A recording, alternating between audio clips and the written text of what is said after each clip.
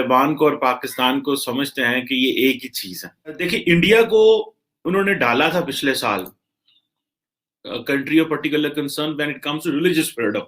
ठीक है जी। अब ये जो बेसिकली ये जो इस लिस्ट में डालना और फिर निकालना, इंडिया ने तो बड़ा टफ लाइन ली इसके ऊपर। इंडिया ने तो उनको जो United states commission on international religious freedom है, उनके लोगों को वीजे देने बंद कर दिए।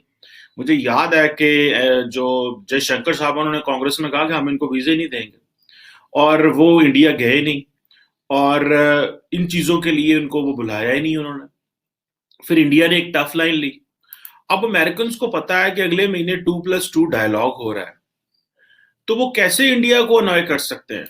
देखिए, वो चाइना को अनॉय कर सकते हैं कि पहले 40 साल दुनिया हमें अफगानिस्तान के लेंस से देखती रही है, बल्कि अभी भी हमें अफगानिस्तान के लेंस से देखता रहे, और अभी आइंदा आने वाले दिनों में दुनिया हमें चाइनीज लेंस से देखेगी। पहले अफगान लेंस, फिर चाइनीज लेंस। मतलब पाकिस्तान की जो अपनी पर्सनल आइडेंटिटी, पर्सनल शिनाख्त, personal as a repo, as an individual country, how we have to sell that. हमें अपना पाकिस्तानी लेंस कैसे दुनिया को दिखाना है और पाकिस्तानी लेंस कैसे एस्टैब्लिश करना है, मुझे तो इस चीज से परेशानी होती है। और मैं इस चीज का very strong vocal person on this कि प्रोजेक्ट पाकिस्तान दुनिया को पता चले। ये ना हो कि जी अफगानिस्तान में हमारी जरूरत है तो वहां पे बात कर ली, लो जी चाइना के साथ हम बहुत करीब होते जा रहे हैं, चाइना ने यहाँ पे चाइना सी पैक के प्रोजेक्ट्स लगाए हैं, तो जी पाकिस्तान की बड़ी जरूरत है, क्योंकि वो जरा ध्यान रखें कि पाकिस्तान जो है ना वो चाइनीज ब्लॉक के नीचे ना आ जाए, और पाकिस्तान को कंटिन्यूसली इस तरह। सो अगर हमें इसी तरह ही रहना है तो हमें वे डू वी स्टैंड, हम कहाँ खड़े हुए हैं? आप का किसी भी फिके से ताल्लुक हो, किसी भी मजहब से ताल्लुक हो, लेकिन आपकी जितने भी मसाजिद हैं, जो बड़ी मसाजिद हैं, वहां पे आपको रात को दिन को सिक्योरिटी खड़ी करनी पड़ती है नमाज पढ़ने के लिए। अब हैं भी सारे मुसलमान, और सिक्योरिटी भी एक दूसरे से खड़ी करनी पड़ती है, मींस कि एक दूसरे से खतरा है। आप देखें कि इंडिया ने किस तरह उनको शट अप कॉल दी। अभी जैसे मैंने थोड़ी देर पहले बताया कि उनका 2+2 चल रहा है, मेरा ख्याल अगले महीने वॉशिंगटन में, तो वो $3 बिलियन के उन्होंने ड्रोन्स खरीदे हैं इंडिया ने। तो अब वो क्या उनको कहेंगे कि जी आप कंट्री ऑफ पर्टिकुलर कंसर्न है?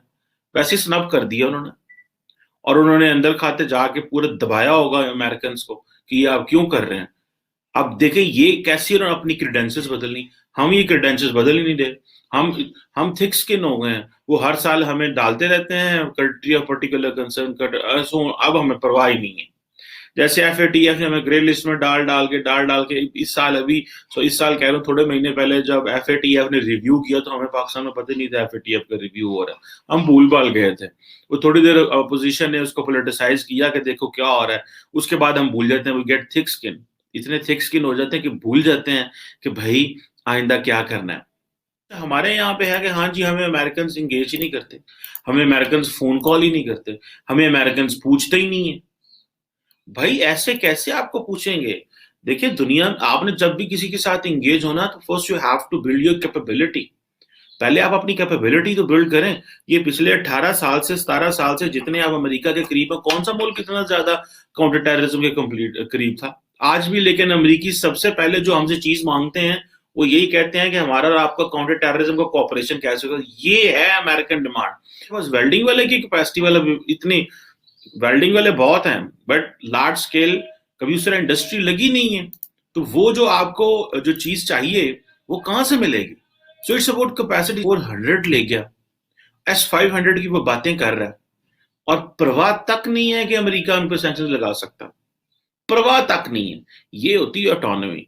और फिर आप बातें जितनी मर्जी करें, but this is how the Narendra Modi की लीडरशिप है, वो उसने दी हुई अपनी अवाम को।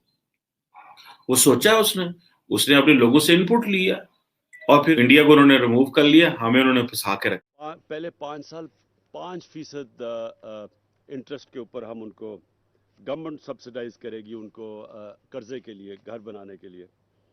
और निचले तबकों, जो सबसे गरीब तबका है, उसके लिए सिर्फ 2% सर्विस चार्ज के ऊपर हमने उनको सब्सिडाइज किया घर बनाने में। और जो 10 मरले वाले घर बनाना चाहते हैं उनके लिए 7% मार्कअप यानी इंटरेस्ट के लिए पहले 5 साल में सिर्फ 7% कर्जे पे उनके लिए हमने सब्सिडाइज किया और इसके लिए 35 अरब रुपया हुकूमत ने सब्सिडी के लिए रखा। फिर और भी हमने जो पहले 1 लाख घर बनने हैं पाकिस्तान में उनके लिए हमने 3 लाख रुपया हर घर के लिए सब्सिडी के लिए रखा।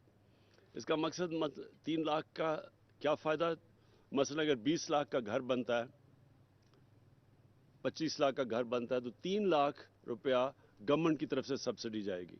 तो वो जो कम जब उसकी कीमत होगी लोगों के लिए तो फिर उसके लिए जो उन्होंने किस्तें देनी हैं वो भी कम हो जाती हैं। और हमारी कोशिश ये है कि जितना वो एक महीने का किराया हो उतनी वो किस्त हो, तो बजाय कि वो किराया दें वो किस्तें दे के तो उनका अपना घर बन जाए। तो ये एक कम आमदन के लिए हमने वो किया। आपकी इकोनॉमी बेसिकली इकोनॉमी ही करप्शन की है। एक बात ये बिल्कुल तय है, गन पॉइंट पे रियासत, मिनिमम वेज जो होना चाहिए, मिनिमम मुआवजा या उजरत, वो 1 तोले सोने के बराबर होनी चाहिए। तो ये क्या चल रहा है, हैरत है। एक आदमी अगर वो 50, 60, 70, 80 हज़ार, लाख, 1.5 लाख में ज़िंदा है और सफ़ेद पोशी मेंटेन कर रहा है, जीना मरना मेंटेन कर रहा है, बच्चे पढ़ा रहा है, वो करप्ट है। और उसको करप्ट किसने किया? गन पॉइंट पे। गन पॉइंट पे तो बहुत कुछ हो जाता है, करप्ट क्यों नहीं होगा बंदा? पूरा निज़ाम बुनियादी तौर पे झूठ वाली ये बात